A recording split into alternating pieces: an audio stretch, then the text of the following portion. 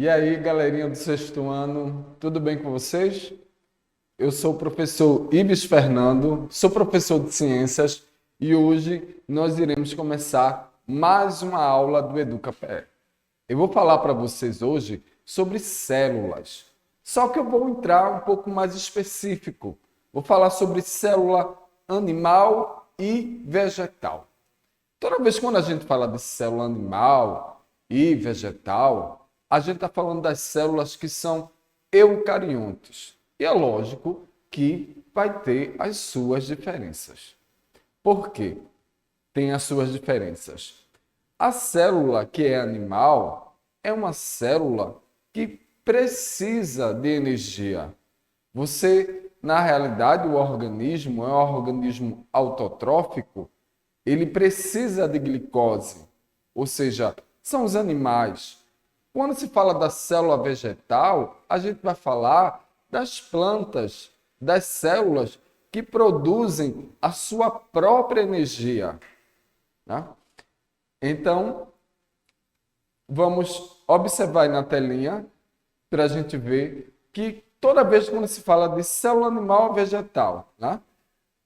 Eu tenho aí o do tipo eucarionte, ou seja, essas células elas vão possuir um núcleo que é delimitado por um sistema de membranas, que é a membrana nuclear eucarioteca. Na imagem que você observa aí na telinha, a gente vê a célula animal e a célula vegetal. São células que são diferentes, mas que possuem estruturas muito parecidas, principalmente se tratando aí das suas organelas.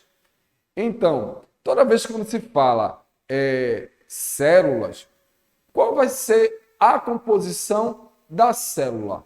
A composição da célula, a gente vai ter a membrana plasmática, nós iremos ter as organelas e o núcleo, que ele é bem delimitado, né? É no núcleo onde a gente vai encontrar o DNA e o RNA. Eu vou começar a falar para vocês sobre a membrana plasmática. A membrana plasmática, como vocês podem observar aqui na telinha, veja que coisa linda é a membrana plasmática, né? Ela tem uma espessura bem pequenininha, que você só consegue observar essa espessura através de um microscópio eletrônico, né? Porque ela tem 7,5 nanômetro, o que a torna aí visível só no microscópio eletrônico, e tem uma composição lipoproteica, sendo aí 75% de proteínas e 25% de gorduras. Então, quando se fala de membrana plasmática, é logo ali no início da célula. A membrana plasmática, ela tem o que a gente chama de permeabilidade seletiva. É ela que vai decidir o que vai entrar para dentro da célula e o que vai sair de dentro da célula. Porque as células, para poder se reproduzir, elas vão se alimentar. E daí elas se alimentam de macromoléculas ou de micromoléculas, que a gente chama de fagocitose ou pinocitose. Observe aí na telinha a imagem da membrana plasmática fazendo a sua permeabilidade seletiva, porque ela vai permitir a livre passagem de algumas substâncias e de outras não. Toda vez que quando se diz seletiva, é porque ela permite algumas substâncias e outras elas não vão permitir. Isso se trata da membrana plasmática. Ela é bem interessante, a membrana plasmática. Então, se fala de células, né, a gente vê que existe também o citoplasma.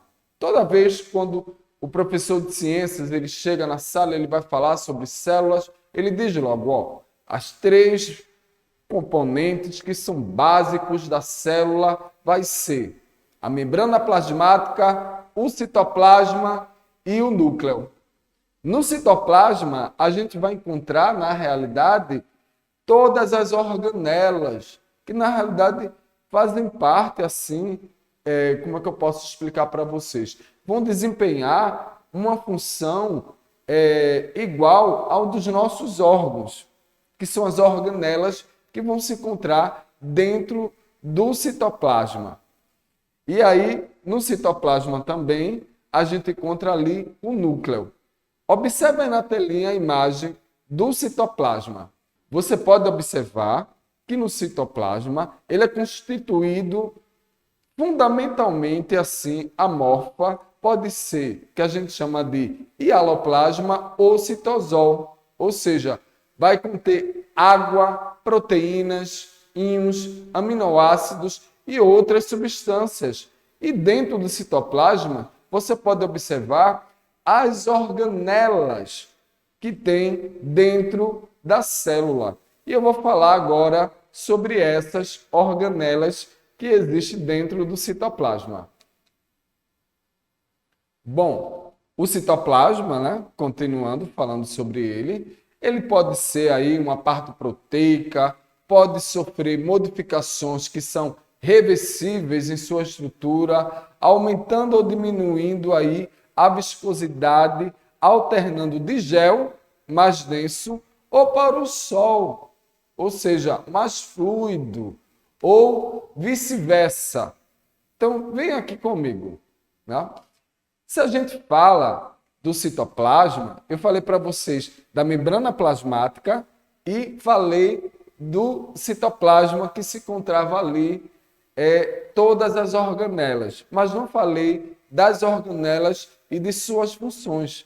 Mas agora a gente vai passar a falar do núcleo da célula.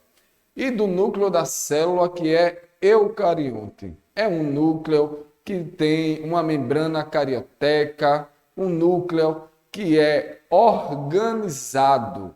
Então, observa só na telinha quando a gente vê essa imagem do núcleo, que é linda, né? O núcleo, na verdade, ele vai ser responsável pelo controle de todas as funções que são celulares.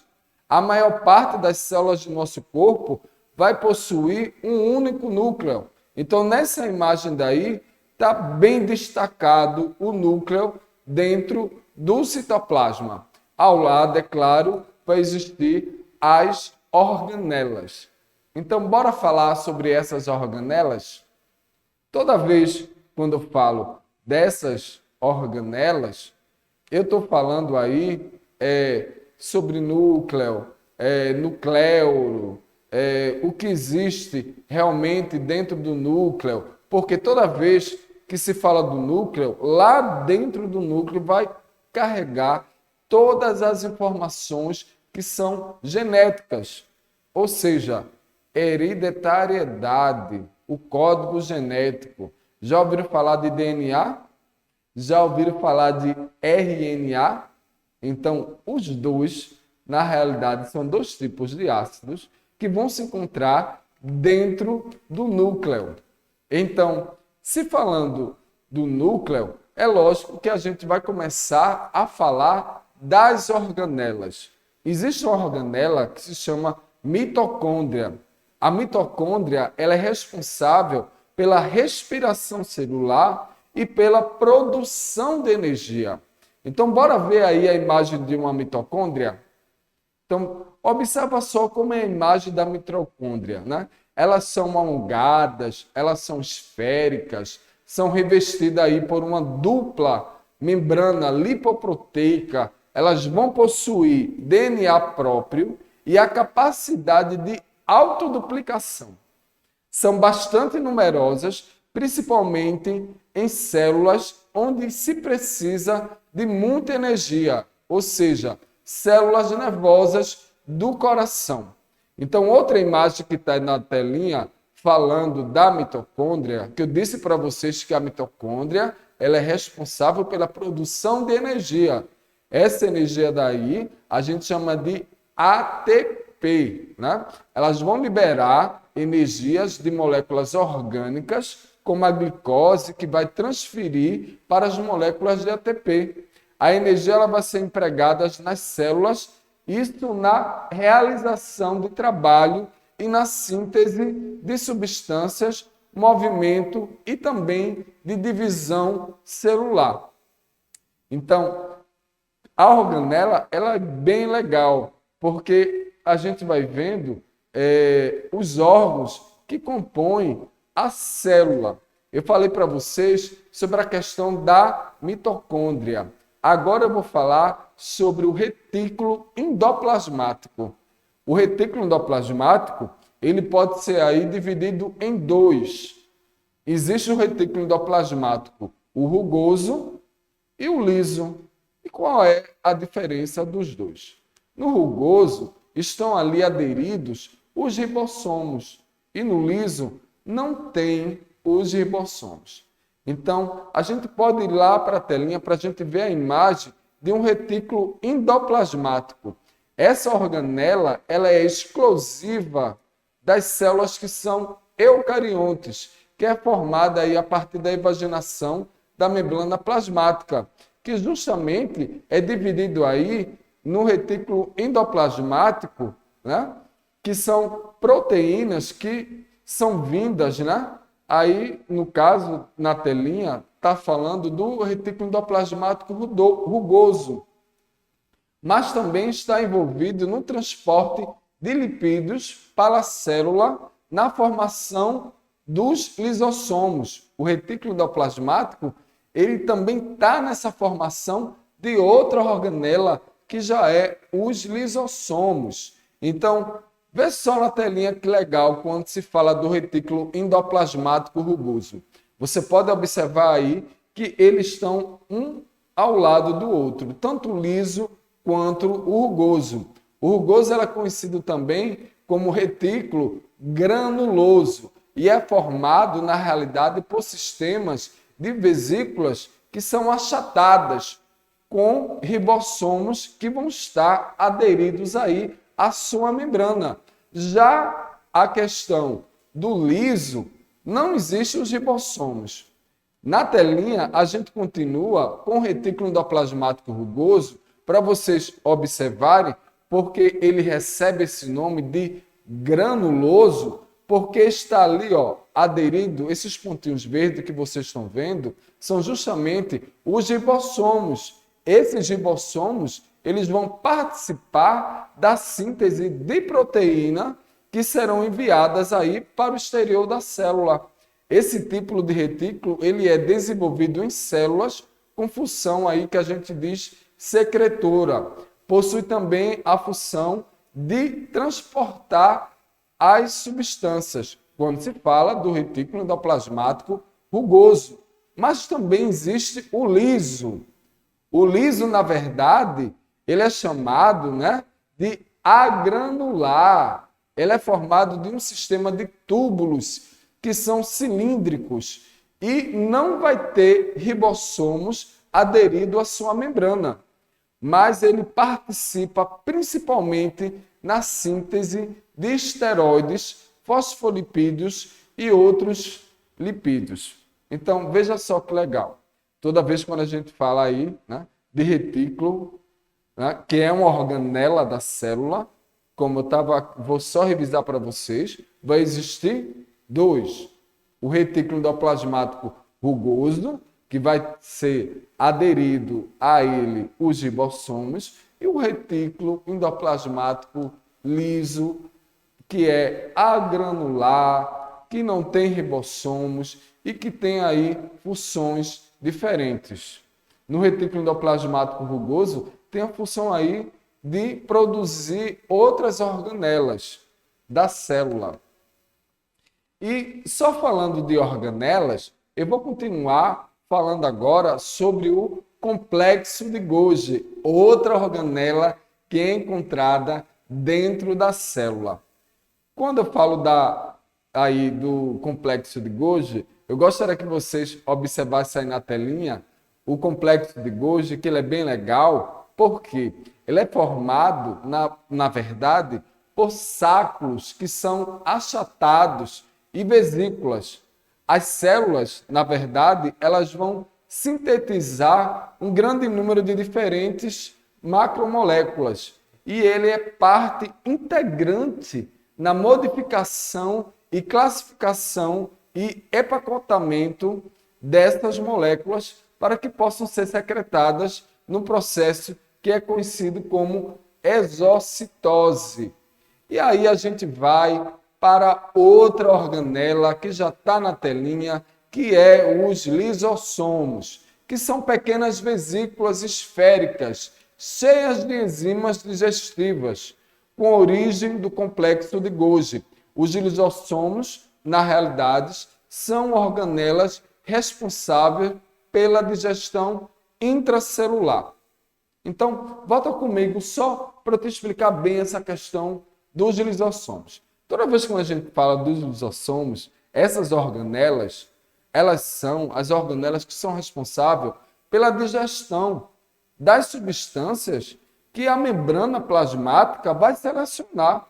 Então, toda vez que a substância ela entra por fagocitose ou pinocitose, os lisossomos eles vão aglobar e ali eles vão fazer a digestão daquela substância e vai colocar para fora da célula. Ou seja, a membrana plasmática é realmente quem decide o que entra e o que sai da célula.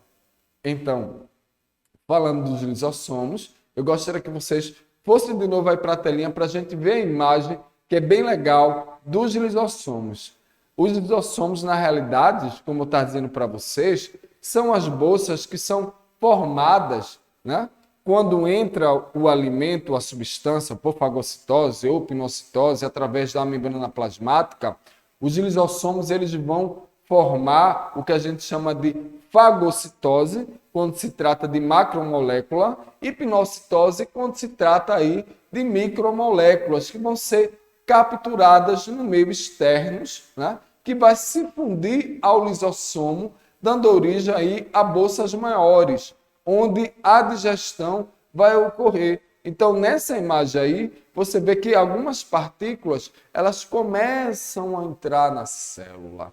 E aí os lisossomos, ele vai englobar aquelas partículas para fazer a digestão e colocar para fora a digestão que é feita dentro da célula. E existe também uma coisa que se chama de peroxissomos, que já está aí na telinha, ou seja, são microcorpos, são pequenas vesículas que contêm enzimas que são oxidativas, possui também quase toda a catalase da célula, que é uma enzima que vai degradar a água oxigenada que existem nas células. E se tratando de organelas, eu vou falar também sobre os centríolos. O que são os centríolos? Quando eu falo dos centríolos, eu estou falando de organelas que vão ser envolvidas por membranas e que participam do processo da divisão celular. É muito importante essa organela, porque são formados por um total de 9 trios de microtúbulos. Esses microtúbulos eles são proteicos e vão se organizar aí em cilindro, como vocês estão observando aí na telinha. Já o citoesqueleto, ou seja, o esqueleto da célula, ele é constituído de proteínas, dando aí uma plasticidade à célula. O esqueleto da célula ele pode ser completamente modificado. Além dele ter movimento, ele é quem define a posição do núcleo, das organelas e etc. É uma rede intrínseca, né, de filamentos que são proteicos.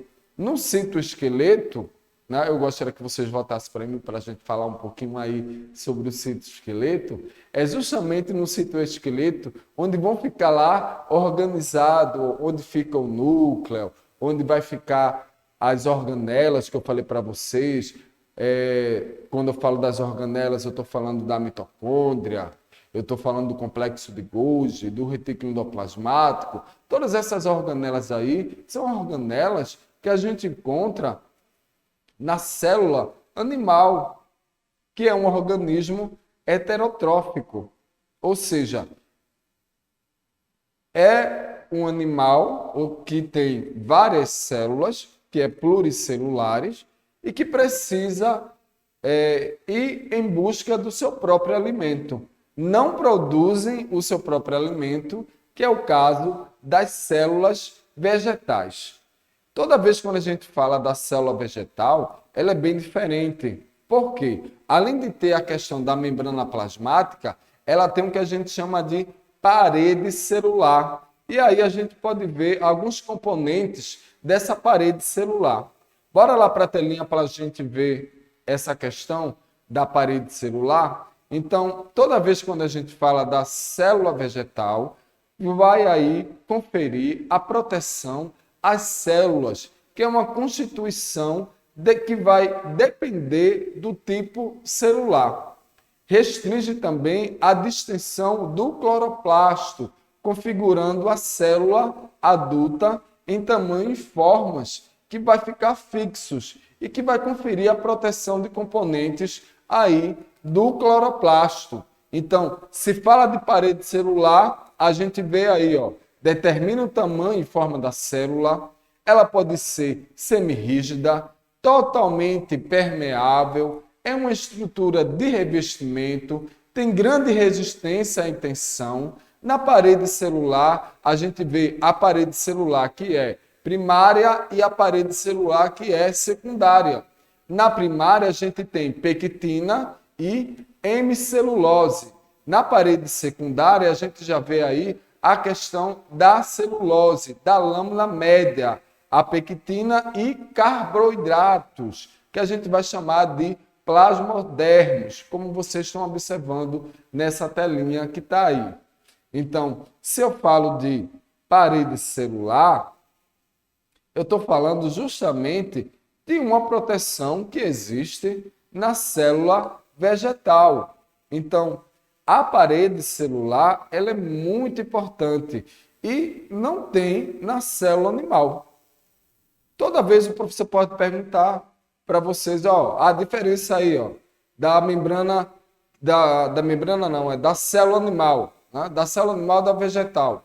Uma das diferenças principais que tem é a questão da parede celular. Então, sempre é bom ter isso em mente. Se tem uma diferença entre uma célula animal e uma célula vegetal, é a questão da presença da parede celular e também a presença do cloroplasto, que é justamente nele que é responsável pela realização da fotossíntese. Bora lá para a telinha para a gente ver aí esses componentes, né? Quando fala aí da parede celular, a gente tem a parede celular primária, que é formada pelas primeiras camadas da parede celular, que é uma camada que é externa, que é depositada durante o crescimento da célula. A gente tem também a parede secundária, que é depositada internamente à parede primária. Ela é o depósito das células que é adicionadas, né? Que pode ou não acontecer na célula, que tem uma função aí de aumentar a sua resistência. Então, na parede celular, a gente também tem o que a gente chama de lâmina média, a lâmina mediana, que une aí as células vizinhas, que vai formar a chamada delicada entre elas, que vai ser composta principalmente de substâncias que são pectíticas, né? Que a gente tem a pectina e o carboidrato. Então, se fala de parede celular, a gente também fala de plasmodesmos, que são filamentos citoplasmáticos que vão atravessar a parede celular. São eles que vão interligar os protoplastos das células, que vai fornecer aí uma via de transporte de substância. Então, nessa imagem aí, a gente pode ver a parede celular, a gente vê a questão do plasmodesmo, tá certo? Você vê, ó, célula 1, célula 2, vê só ali, ó, parede celular, a membrana celular, a lâmina. Veja que o plasmodesmo, ele está entre a célula 1 e a célula 2. Então, dá para bem perceber que na célula vegetal a gente vai encontrar, lógico, o citosol, que vai ter as organelas, que na célula vegetal também a gente encontra as organelas, e você vê a parede celular primária, a parede celular secundária e também a membrana plasmática. E temos aí o plasmodésmo e a lamela mediana. Então, falando de célula vegetal, né, a gente tem todos esses componentes que vão ali ajudar na sua estrutura. E continuando, aprofundando um pouco mais essa questão da célula vegetal, né, eu posso dizer para vocês que a célula vegetal ela vai ser dividida ali, na realidade, a gente tem proteínas, a gente tem lipídios, a gente tem pectina, vai ter celulose. Na imagem que vocês podem ver aqui atrás de mim, né? Que a gente tem ali a lignina, a pectina, os componentes que são químicos, uma constituição que vai variar isso de acordo com o tipo da célula vegetal. Então, toda vez que a gente fala celulose, o que é a celulose? A celulose ele é um polímero, né, de cadeia longa, que é um composto, né, de um só manômetro, ou seja, glicose, glicose, que é classificado como polissacarídeo ou carboidrato, que vai constituir as paredes celulares das plantas, ou seja, rigidez digerível pelos ruminantes que podem digerir aí a celulose com a ajuda de micro-organismos simbióticos. Então a gente vê aí na telinha a imagem da celulose, que é formada na realidade por 3 moléculas de glicose. Você observa aí a questão da madeira, essa questão da permeabilidade, ok? Então, quando a gente fala da parede celular, a gente tem os componentes químicos, que é a lignina, ou seja, que é conhecida como leninha, ou seja, é uma molécula tridimensional, amorfa, que observada nas plantas terrestres, em associação com a celulose na parede celular, vai conferir, na realidade, a rigidez, a impermeabilidade e a resistência contra ataques biológicos aos tecidos vegetais. E a gente tem também a questão da pectina, que vai ser um polissacarídeo, que é um componente multifuncional na parede celular dos vegetais, participando na manutenção da união intercelular. Então, toda vez que a gente fala aí do cloroplasto ele é responsável aí pela fotossíntese. Volta aí para mim. Né? Então, vocês podem observar aqui, né? Vou colocar aqui meu dedinho, que eu estou vendo aqui na telinha, a imagem do cloroplasto, né? Que a gente tem aí. O cloroplasto ele é responsável pela realização da fotossíntese. Então, nas aulas anteriores, eu falei para vocês o processo de fotossíntese. O processo de fotossíntese é absorver, né? Nas aulas passadas, eu falei sobre o processo de fotossíntese, né? Que é responsável aí pela produção de energia. Então, a gente tem a clorofila, que vai apresentar uma forma esférica ou ovulada, que é uma organela que é envolvida por dupla membrana, que vai pertencer, na realidade, né, essa organela, que é o cloroplasto, no caso da clorofila, ela pertence ao grupo dos plastídeos e vão apresentar membranas internas e externas. E é um terceiro sistema de membranas, que são os tilacoides. Então, se fala aí dos cloroplastos, a gente vai observando bem a formação, a sua estrutura, como está aí na telinha, que vai mostrando a questão da clorofila, que vai realizar a questão da fotossíntese, que é a produção de glicose, para que a planta ela possa produzir o seu próprio elemento. Então, a gente tem também os componentes das células, que a gente chama de envelope, tilacoide, xantoxila, tem o grano, tudo isso daí a gente vai encontrar na realidade, num cloroplasto. Então, na telinha aí, a gente tem o que a gente chama de plastídeos. Então, os plastídeos, né? A gente vê primeiro o etioplasto, que se divide em cloroplasto e cromoplasto. O plastídeo também se divide em leucoplasto, que é amiroplasto, helioplasto e as proteanoplasto. E a gente ainda tem do aminoplasto o estatolito. Estatolito não, estatolito, né? Bom, a gente tem aí a questão das células vegetais, né? As maduras que vão apresentar o que a gente chama de vacúolos centrais, que vão poder regular a pressão osmótica dentro da célula.